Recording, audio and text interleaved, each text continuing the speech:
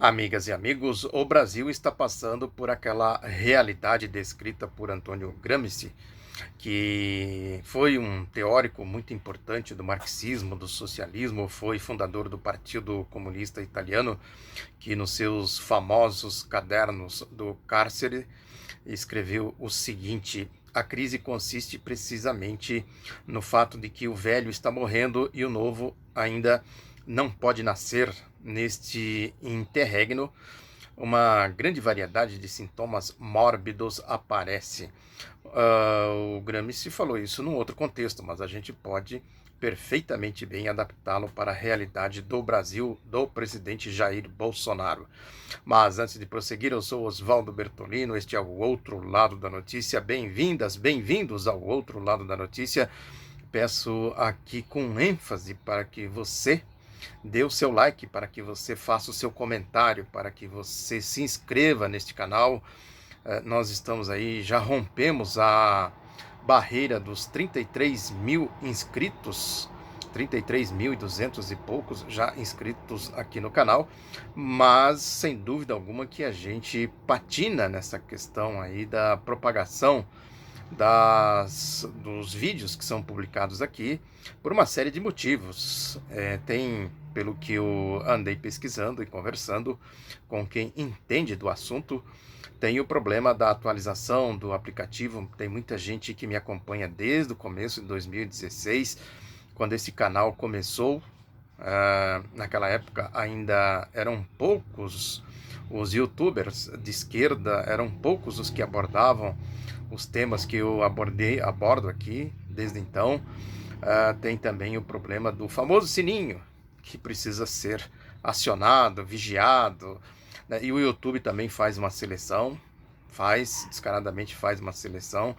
É evidente que eles têm os robôs que acompanham o desenrolar do vídeo e vão fazendo, evidentemente, as manipulações.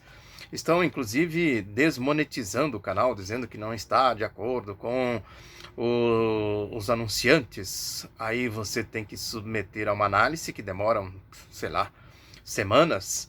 Aí eles mandam, nós avaliamos e chegamos à conclusão de que o seu canal está adequado, né?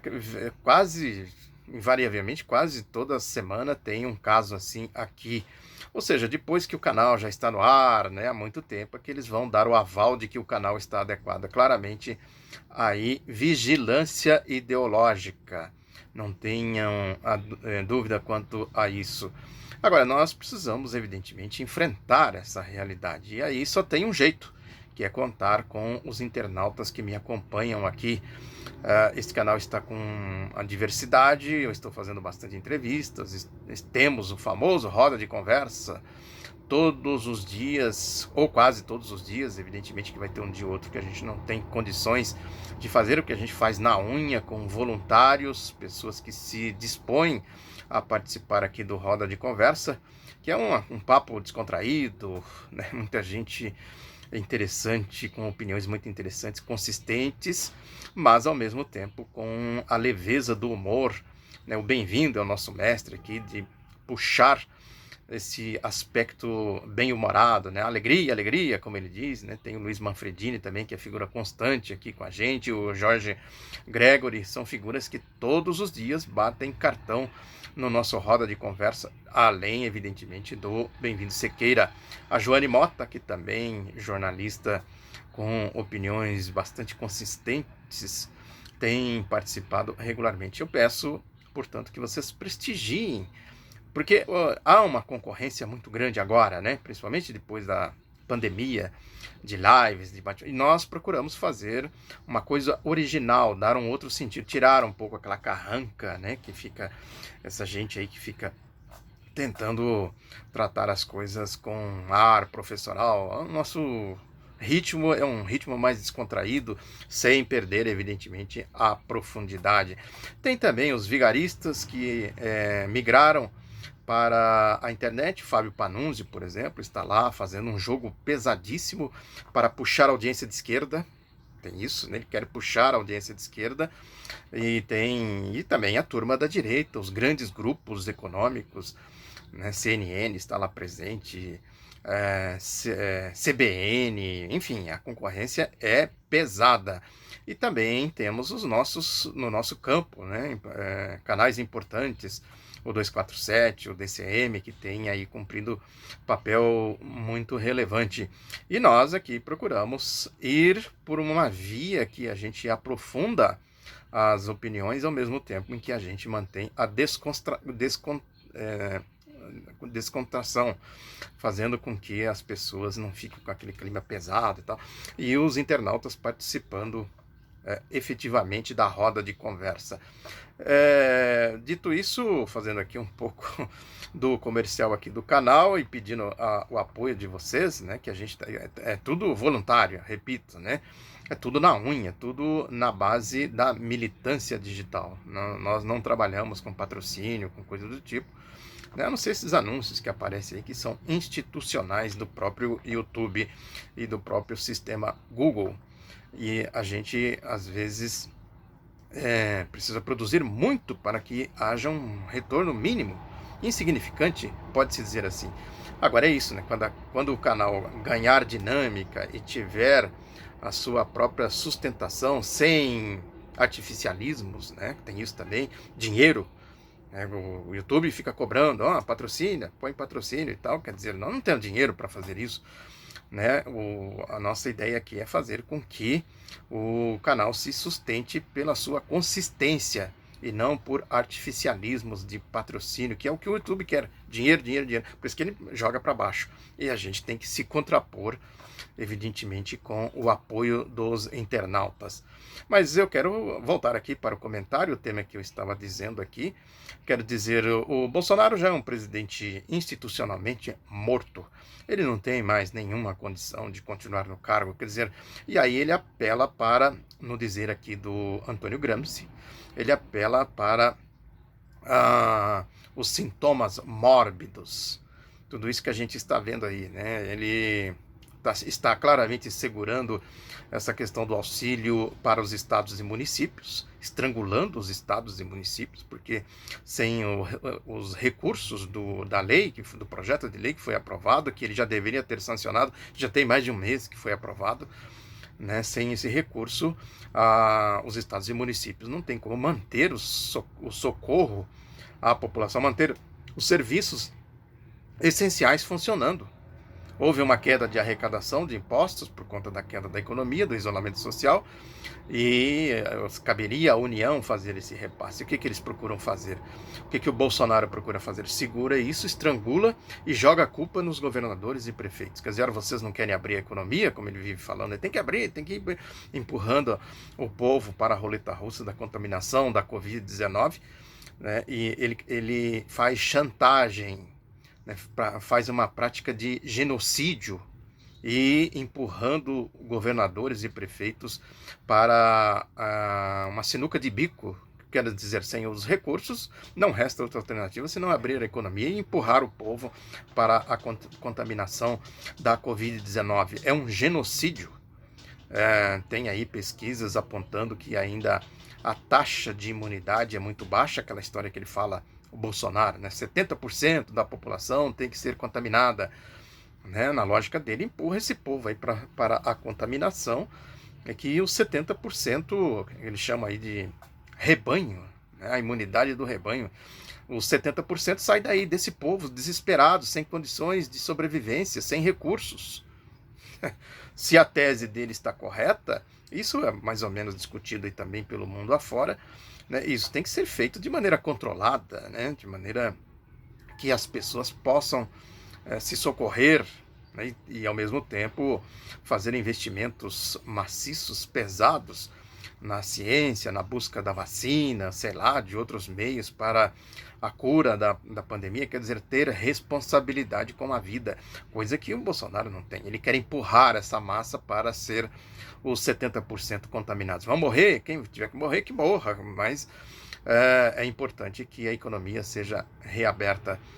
O Bolsonaro tem essa característica de copiar o Donald Trump. O Donald Trump tem feito isso sistematicamente, eu tenho acompanhado isso muito de perto. Eu tenho procurado reproduzir matérias da mídia norte-americana, principalmente dos jornais de The Washington Post e The New York Times, lá no meu site outroladanoticia.com.br. É importante também, peço para vocês acompanhar o meu site, outroladanoticia.com.br, que eu procuro acompanhar tanto a mídia norte-americana quanto a mídia chinesa, também aí nesta ofensiva do governo do Donald Trump contra a China. A China tem respondido de maneira altiva. A China é um exemplo, sem dúvida alguma, no enfrentamento da pandemia. Não é à toa que a OMS apoia a China e, consequentemente, também sofre os ataques do Trump. Também o Vietnã. Há informações de que não há nenhum caso de morte até agora. Entrevistei aqui recentemente nesse canal o Pedro de Oliveira, junto com o jornalista Luiz Manfredini, que me ajudou na entrevista, que é biógrafo do Ho Chi Minh, está lançando a biografia do Ho Chi Minh, está aqui nesse canal. Peço para vocês ouvirem, muito interessante a entrevista do Pedro de Oliveira, jornalista experiente, aí com larga contribuição no campo democrático e progressista, no campo da comunicação. Portanto, o que a gente vê aqui no Brasil é a cópia, o Bolsonaro copiando o Trump, e o Trump tratando o Brasil do jeito que ele tratou aí, né? Acho que todos que acompanham o noticiário viram como ele falou do Brasil. Não quero brasileiro aqui para infectar o nosso povo, sendo que os Estados Unidos estão enfrentando uma situação lá tão dramática e trágica quanto a brasileira. E fica aqui o Bolsonaro repetindo o Trump, com a mesma lógica do Trump, inclusive nesta irresponsabilidade da cloroquina. O Bolsonaro praticamente obrigou o tal do protocolo de aplicação da cloroquina. Há, inclusive, informações do ex-ministro da Saúde dele, do Bolsonaro, Luiz Henrique Mandetta, de que ele queria mudar, inclusive, a bula da cloroquina. Quer dizer, é um cientista, médico, professor de jornalismo, ele quer ensinar como as pessoas devem fazer jornalismo, né? Ou seja, é a morbidez do Antônio Gramsci. De resto, é importante também dizer que isso são sintomas da barbárie capitalista, né? O lucro. No caso dos Estados Unidos, tem lá o responsável pela área de saúde, que seria o ministro da Saúde, alguma coisa. E tem um artigo do Times que eu publiquei lá, do New York Times, que eu publiquei no meu site, que fala disso. Esse sujeito é um lobista, um executivo da indústria farmacêutica. Ou seja, o Bolsonaro está pendurado nisso aí. No lobby da indústria farmacêutica, sabe-se lá mais o que tem por trás de tudo isso. Quer dizer, o clã Bolsonaro mergulhado na corrupção, né? E aqui no Brasil, evidentemente que nós não podemos ignorar as ligações desta corrupção com a grande corrupção e tal, né? Que também lá nos Estados Unidos tem as diferenças no mundo da corrupção, no mundo da direita. Aqui no Brasil, quando a gente pega as facções aqui, a gente vê claramente isso. É só olhar um pouco as coisas por trás das coisas. Paulo Guedes, o Wall Street, a laia lavajatista do Sérgio Moro, aquele bando de corruptos com o Departamento de Justiça, e lá nos Estados Unidos tem o setor que são os democratas mais à direita, podemos dizer assim, e tem esse grupo de fanáticos, loucos, malucos, bolsonaristas, cachorros loucos, trumpistas, que é isso aí que a gente está vendo, quer dizer, os sintomas de morbidez. Um pouco a frase do Gramsci aqui, quer dizer, o que o Gramsci estava dizendo? O capitalismo é isso aí, é a barbárie, ele vai para a barbárie, né? E o novo seria uma outra sociedade fraterna, né? Uma sociedade de inclusão social, de democracia de massas, esses conceitos que eu sempre digo aqui, né? Nesse interregno, como diz aqui a frase do Gramsci, existe aí todo esse tipo de gente tentando se apresentando como salvadores da pátria, essas coisas, né? Deixa que eu prendo, arrebento, mato, como fazia a ditadura militar, como fez o nazifascismo, como fez, na verdade, a ditadura militar. Quer dizer, né? Deixa comigo que eu resolvo tudo isso aqui. Aí põe um bando de ladrões, de canalhas para governar, e eles ficam fazendo aí, vamos dizer assim, os proselitismos do nazifascismo. Bolsonaro, os ditadores da ditadura militar, o Hitler, o Mussolini, tanta gente que a gente conhece aí pela história. Tem uma crise profunda que eles não conseguem resolver. Tentam, evidentemente, criminalizar a atividade política da esquerda, os movimentos populares, os movimentos sociais, né? Isso a gente viu aqui com a quadrilha da Lava Jato fazendo isso, né? Com os grupos mafiosos, aí o cartel mafioso midiático puxado pelo Grupo Globo. É só ver o que eles fizeram agora recentemente com esse presidente Lula.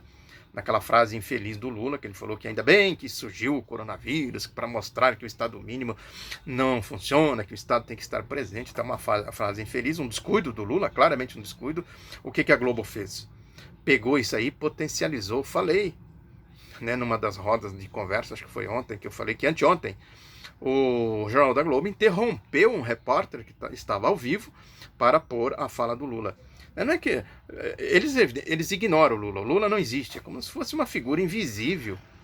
Né? Quando fala do Lula é para achincalhá-lo, como faz os editoriais do Estadão e tal, né? da Folha e etc., do Globo, né? O lulopetismo, corrupção, essas coisas todas aí. Quer dizer, as máfias, os grupos organizados, né, atuam desta forma. Quer dizer, não, é ilusão achar que a esquerda vai ter algum colher de chá nessa história toda. Né? Nós conversamos isso ontem lá no Roda de Conversa, aqui no Roda de Conversa, né, sobre essa história da união da esquerda na Frente Ampla, qual é o papel da esquerda na Frente Ampla. E também é importante dizer que as fake news da mídia continuam a todo vapor, né, sobretudo do Grupo Globo, né, que ao mesmo tempo que procuram criminalizar a esquerda, acabam jogando água no moinho do Bolsonaro, quando o Bolsonaro, né, adota seus rompantes ideológicos. Quer dizer, o Bolsonaro se sente à vontade para fazer um rompante ideológico, porque ele sabe que não vai encontrar barreira pela frente. Né? Ninguém contesta ideologicamente o Bolsonaro. Contesta as suas práticas de doido, de maluco, né? Mas ninguém contesta o seu perfil nazi-fascista. Teve um padre que foi lá naquele chiqueirinho famoso do Bolsonaro ontem, que começou a fazer pregação ali, o Bolsonaro olhando para ele, fazendo pregação nazi-fascista, abertamente nazi-fascista, dizendo, não sei qual é a origem dele, mas diz que no país dele teve comunismo, que ele não quer comunismo, pregando, e a turma lá, amém, glória a Deus, tal, claramente possuídos pelo Satanás, na lógica bíblica, né, estou dizendo, né, pela doutrina cristã, bíblica, ali estava o diabo. Né? Não tinha nada de cristão ali e tal, e o padre pregando, acho que era padre, se eu não me engano, um reverendo lá, sei lá, acho que parece que era padre, sim, pregando que o Lênin falou isso, o Lênin falou aquilo, né, com mentiras. Quer dizer, só as citações do Lênin que ele fez ali, a gente viu claramente o diabo ali na lógica bíblica, que é o pai da mentira, né? O Lênin nunca falou, que ele disse que o Lênin falou lá, essa história da extrema-direita que eles ficam falando aí, o Lênin, líder da Revolução Socialista na Rússia de 1917, quer dizer, se o sujeito está mentindo, quem está por trás dele? Quem é o pai da mentira na Bíblia, que diz a Bíblia? É o pai do Bolsonaro, é o pai da Globo, é o pai da CNN. Na lógica bíblica, estou dizendo, na lógica ideológica, isso aí é nazifascismo, claro. Né, nos países que tiveram aí a primeira experiência socialista, tal, com dificuldades, etc., né, tinha muito essa questão do uso, ainda tem, hoje ainda tem, em Cuba, na Venezuela, né, na China, no Vietnã e tal, o uso da igreja, da doutrina cristã para, como, vamos dizer assim, como instrumento do nazifascismo. Que aqui no Brasil a gente vê essas seitas fundamentalistas, de Macedo, Silas Malafaia, essas coisas todas, que não tem nada a ver com a religião séria e tal, viu, Josival? Josival que sempre me acompanha aqui. Aliás, o Josival anda sumido. Deu o ar da graça aí, Josival. Ele sempre fala que eu respeito o senhor Oswaldo Bertolino, que ele faz a distinção. Faço mesmo. Agora, que serve de cavalo de batalha para esses nazifascistas montarem e fazer as suas pregações, serve, claro. Esse padre que pregou lá com o Bolsonaro olhando para a cara dele como se fosse um idiota, aquele bando de idiotas lá, amém, glória a Deus, glória a Jesus, aquilo é nazifascismo. Né? Portanto, são sintomas mórbidos. Voltando aqui à frase do Antônio Gramsci. É isso aí, muito obrigado pela atenção. Daqui a pouco tem um Roda de Conversa. Peço para vocês acompanharem aqui. Um abraço, até a próxima.